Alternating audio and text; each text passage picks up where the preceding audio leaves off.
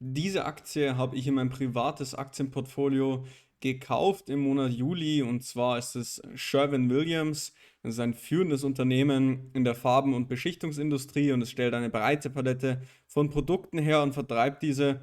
Darunter sind sowas wie Farbprodukte, also für Innen- und Außenfarbe, Lacke und Industriebeschichtungen, aber auch dekorative Produkte wie Tapeten oder Wandbelege.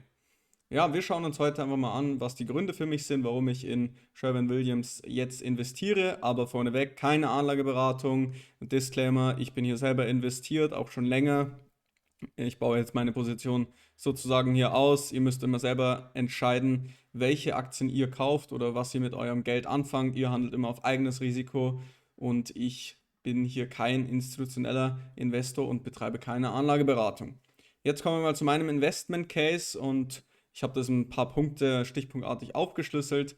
Natürlich wichtiger Punkt, sinkende Zinsen. Die sinkenden Zinsen führen dazu, dass sich die Leute wieder mehr leisten können, und ja, sehr, sehr viele Immobilienbesitzer können sich dann auch wieder es eher leisten, eben Häuser zu renovieren oder renovieren zu lassen. Wir haben eine sehr, sehr starke Marktposition bei Sherwin-Williams. Das ist wirklich in den USA ein absolut eingesessenes Unternehmen. Also die Farbe und Lacke sind von Sherwin-Williams wirklich top. Wir haben beim Unternehmen hohe Dividendenwachstumsraten, also es ist ein absoluter Dividendenwachstumstitel. Das ist mir auch sehr, sehr wichtig bei meinen Unternehmen.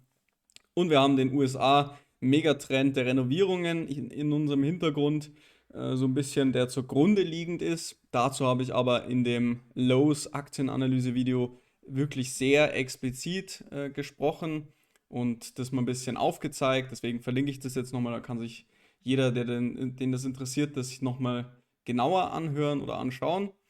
Und ich gehe auch davon aus, dass die Aktie weiterhin so um die 10% wächst. Kann mal schwächer sein, aber ich denke dann schon mindestens eher im höheren einstelligen Wachstumsbereich. Und wir haben ein sehr, sehr starkes Aktienrückkaufprogramm. Das ist mir natürlich auch immer sehr, sehr wichtig. Das wissen wahrscheinlich auch viele von euch.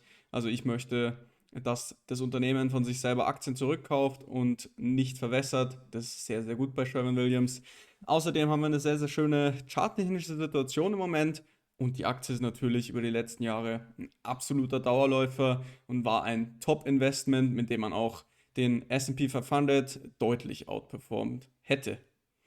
Ja, jetzt schauen wir uns hier mal die Aufstellung global an von Sherwin-Williams, und wir sehen, dass hauptsächlich USA und Kanada deren Markt ist, auch noch so ein bisschen hier unten in Lateinamerika, Südamerika und in Europa und Asia Pacific, aber Europa und Asia Pacific also wirklich nur ganz, ganz wenig, und da gibt es eben auch keine Paint Stores, und das ist eigentlich deren Hauptgeschäft, vor allem in den USA. Also wir sehen USA-lastig, Kanada so ein bisschen, und man hat definitiv noch sehr, sehr viel Potenzial, sich hier global noch weiter aufzustellen, weil die von den Produkten her auf jeden Fall führend sind. Ja, zu den Financial Highlights. Also wir sehen, in den letzten 5 Jahren hier haben wir zum Beispiel ein Adjusted EBITDA Wachstum CAGR von 8,3%. Also das ist auch sehr, sehr gut. Adjusted Earnings per Share haben wir sogar 11,7% 5-Year CAGR. Also das ist auch sehr, sehr schön.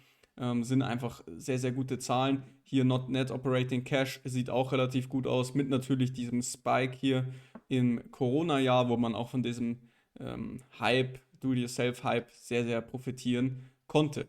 Auch bei den Sales, das ist natürlich besonders wichtig, sehen wir, die sind jedes Jahr gewachsen mit einem 5-jährigen CAGR von 8,1%. Also das sieht auch sehr, sehr gut aus hier links. Ja, dann schauen wir weiter nochmal auf die Financial Highlights hier aus dem Annual Report, und auch hier sehen wir oben Net Sales, die sind immer so, ja, so circa 10% gewachsen. Jetzt zuletzt, da war es zwischenzeitlich auch mal schwächer, wenn man die Net Sales anschaut, aber das Net Income, das konnte auch hier ja so im höheren einstelligen Wachstumsbereich gesteigert werden. Ja, grundsätzlich sehen wir auch hier, dass die Return on Sales gestiegen sind im Vergleich zu 2021. Das gleiche gilt für die Return on Assets. Das Einzige, was leicht gesunken ist im Vergleich zu 2022, sind die Returns on Equity.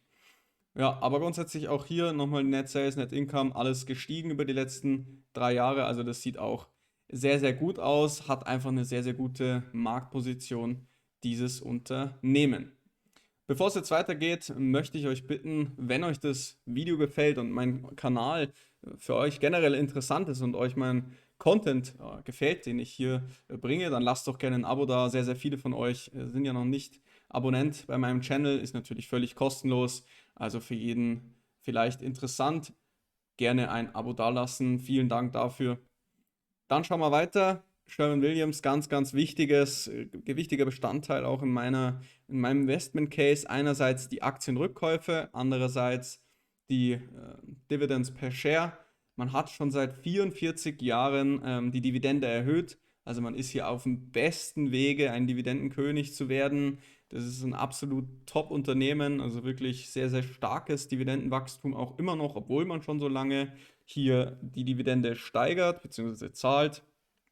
Und ganz wichtig, zusätzlich Share Repurchases, also man hat hier zum Beispiel 10 Milliarden Dollar in der letzten Dekade investiert in die eigenen Aktien. Also sehr viel Rückenwind für die Aktionäre. Auch das schauen wir uns jetzt dann gleich noch genauer an. Aber auf jeden Fall sehr, sehr schön zu sehen. Da gibt es halt einfach noch ein bisschen Rückenwind, was die Gewinne dann angeht, die Earnings per Share. Ja, wie sieht es bei der Verschuldung aus? Also Verschuldungs-Summary hier.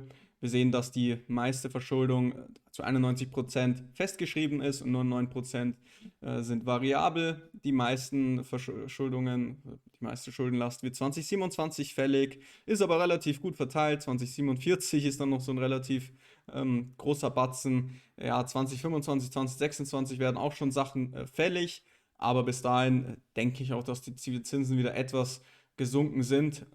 Von dem her ist jetzt eher nicht beunruhigend, ist auf jeden Fall in Ordnung.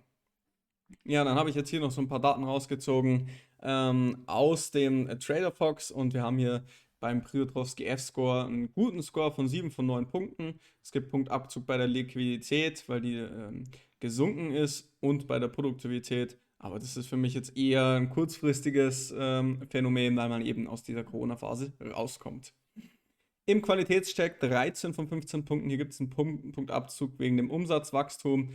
Ja, in meiner Meinung nach auch so ein bisschen mit Corona zusammen. Aber auch 5,6% wäre für mich jetzt nicht schlecht.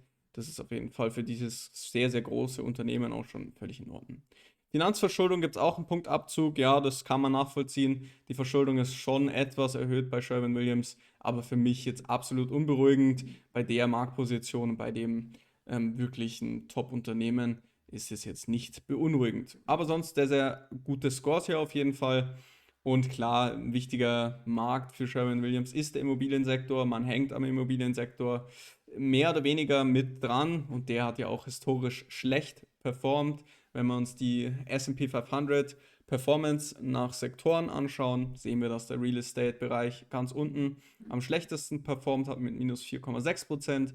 Dementsprechend können die natürlich auch nicht so einfach die eigene ausstehende Aktienanzahl erhöhen.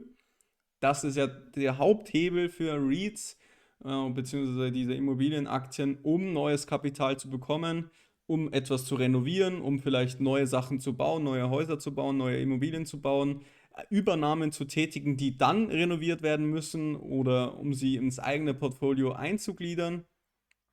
Und ja, wenn das natürlich wieder besser ist und Real Estate auch von den sinkenden Zinsen profitiert, dann wird da definitiv auch Sherwin-Williams ja auch einfach ein bisschen mehr Rückenwind bekommen. Aber das ist eher so ein nebenläufiger Hintergrund, warum ich das jetzt spannend finde. Ja, dann gucken wir uns jetzt hier noch die Chart-Situation bei Sherwin-Williams an. Also ich blende jetzt hier mal kurz meine Zeichnungen, die ich schon mal reingemalt habe, aus und wir sehen auf Monatsbasis Wahnsinn. Also diese Aktie, die läuft wirklich seit Jahrzehnten absolut top. Wunderschön. Hier seit 1978 in einem Aufwärtstrend, ist schon seit 1968 an der Börse. Also wahnsinnig altes Unternehmen auch schon. Sehr, sehr interessant. Kann sich jeder mal anschauen. Wir haben auch einen wunderschönen Trendkanal hier, der hier im Moment auch wieder eine Rolle spielt. Also meine Position, die habe ich hauptsächlich in den weiter unten liegenden Kursregionen ausgebaut bzw. gestartet. Aber jetzt haben wir nochmal so einen kleinen Rücksetzer hier oben gesehen. der uns ja so ein bisschen vom Allzeithoch zurückgeführt hat. Also wir sind praktisch am All-Time-High abgeprallt und sind jetzt eben hier in diesem letzten Impuls leicht korrigiert, haben hier nochmal auf diese letzten Verlaufstiefs, Hochs hier angesetzt und haben sogar reingewickt, sind dann direkt wieder hochgestartet und jetzt sehen wir hier diese wunderschönen weißen Kerzen, die machen wir ein bisschen größer, wie es hier wirklich schlagartig nach oben geht, auch nach den letzten Berichten und Zahlen. Und das ist für mich jetzt hier absolut das Kaufsignal, hier mit Überschreiten von den 307 US-Dollar. Ja, klar, man könnte jetzt hier nochmal einen kleinen einen Rücksetzer abwarten, ob man vielleicht hier nochmal die Unterstützung anläuft. Auf jeden Fall wäre jetzt ein Kaufsignal ausgelöst. Entweder wir laufen halt wirklich jetzt direkt weiter nach oben oder wir bauen hier nochmal ein zweites Abwärtsbein und setzen nochmal schöner hier unten auf die grüne Zone auf. Für mich beides kein Problem. Wie gesagt, ich bin schon investiert. Ist jetzt natürlich die ultra langfristige Chance nicht unbedingt, aber es macht einfach bei mir auch Sinn, von der Gewichtung her hier nochmal aufzustocken und ich bin auch absolut überzeugt von dem Unternehmen und glaube auch, dass wir die Kursregionen dann länger nicht mehr sehen. Genau, jetzt schauen wir schnell hier auf die also finanziellen Daten von Sherwin-Williams, um einfach mal so einen groben Überblick zu bekommen. Wir sehen, ja, P-Ratio war immer so historisch bei circa 30, haben wir im Moment auch. Also wir haben jetzt gerade eine 33er PE-Ratio, also das ist schon eher normal für das Unternehmen. Umsatz konnte relativ gut gesteigert werden, immer in letzter Zeit wird es etwas schwächer mit nur noch 5%, aber völlig in Ordnung. Netmargin konnte zuletzt auch deutlich erhöht werden, auch interessant zu sehen. Man verdient hauptsächlich das Geld mit den Paint Stores, dann auch kommen Performance Coatings und dann Consumer Brands. Wie gesagt, United States ist der Hauptmarkt mit 80%. Hier Verschuldungsgrad, Debt to Free Cashflow, da sehen wir, haben so einen Verschuldungsgrad von 4 bis 5. Ist natürlich Debt to Free Cashflow, also noch in Ordnung, ist schon etwas höher, muss man auf jeden Fall sagen, aber ist noch okay. Dann schauen wir uns hier die Cash from Operating Activities und den Free Cashflow an. Die sind definitiv leicht zyklisch, beziehungsweise eben abhängig von der Konjunktur und von ja, einfach dem Baukonsum von einerseits den institutionellen, beziehungsweise den Firmen natürlich und den privaten Menschen. Und wir sehen eben auch hier die Spikes 2022 und 2021, wie es dann wieder deutlich zurückgegangen ist, weil man hier eben so viele Probleme hatte. Aber wir sind hier auf dem Rückweg der Besserung und haben jetzt hier auch zum Beispiel 2023 100% Erhöhung des Free Cashflows zum Vorjahr erreicht. Das sieht auf jeden Fall schon mal gut aus. Wir können es auch nochmal hier zum Net Debt anschauen. Wenn wir das EBITDA hier einbinden, EBITDA zu Net Debt, und da sehen wir schon mal, dass es ein bisschen besser ist. Da haben wir nur noch so einen Verschuldungsgrad von 3, also Net Debt zu EBITDA von 3. Das ist in Ordnung. Und wir hatten hier zuletzt ein Umsatzwachstum von 4,8%. Jetzt schauen wir uns die Aktienanzahl an, die ausstehend ist, und wir sehen, ja, wir hatten hier 2017 noch 281 Millionen Shares outstanding und jetzt, hier 8 Jahre später, haben wir nur noch 254 Millionen Shares outstanding, also über 10% reduziert. Also man kauft da schon so 1-2% pro Jahr seine Aktien zurück. Das ist auf jeden Fall sehr, sehr schön zu sehen und damit wird man auch weitermachen. Zumindest waren das eben jetzt hier die letzten Kommentare von Heidi Platz, das ist eben die CEO von Sherwin-Williams. Ja, wir sehen, dass wir historisch mit der Netmargin auch vor Corona bzw. in Corona so zwischen 8,6% und 11% waren. Auch da kommen wir jetzt wieder langsam hin. Also ist eigentlich jetzt schön zu sehen, dass man uns da wieder annähern und das ist definitiv gut. Wir haben eine Payout Ratio im Moment von 26%. Historisch war die immer so um die 30% und das hat man sich auch auf die Fahnen geschrieben. Also man möchte immer so eine Payout Ratio um 30% haben und das ist auch definitiv gesund. Gefällt mir auch sehr, sehr gut, dass man da so eine klare, strukturierte Strategie fährt. Auf jeden Fall sehr schön zu sehen. Hier, was den Ausblick angeht, Earnings per Share soll weiter rasant wachsen, wenn man diesen Schätzungen hier Glauben schenken möchte.